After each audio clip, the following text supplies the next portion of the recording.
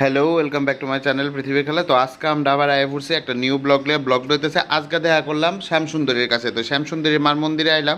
তো আর এন টেগুরের পিছনে হসপিটালে হইতেছে শ্যামসুন্দরীর মন্দির।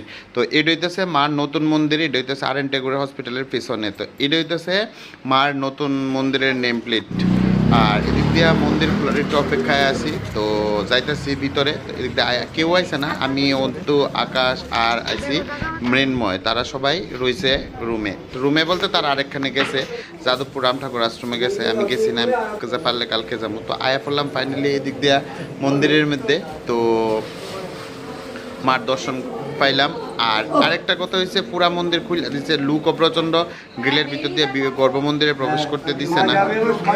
তো বাইরের থেকে মার এখানে দর্শন করলাম। তো অনেক দিনের ইচ্ছেই ছিল যে মারে দেহুম বা দেখতাম, পারুম নিজে কোনোদিন সামনের দিকে। তো ফাইনালি আজকে মারে সামনের দিকে দেখলাম, মানে কোয়ার আর কোনো ভাষা নেই। কেমন লাগছে শ্যামসুন্দর দেখা? হ্যাঁ, কেমন লাগছে? ঠিক আছে, ঠিক আছে, ঠিক আছে। কেমন ভালো লাগছে? কেমন লাগছে? সেরা লাগছে না? সেই কালকে সকালে পূজা দিবা? পূজা দিবি? ঠিক আছে। আজকে তারাপীঠ থেকে আয়েসিরা দেখলাম শ্যামসুন্দরীরে ফার্স্ট মুকুন্দপুর আয়েসিরা জেনে ডাক্তার দেখে এই জায়গার মধ্যে আয়েসিরা পাই এলাইছি। তো দীক্ষা খুবই ভালো লাগছে, মানে কোয়ার মতো না।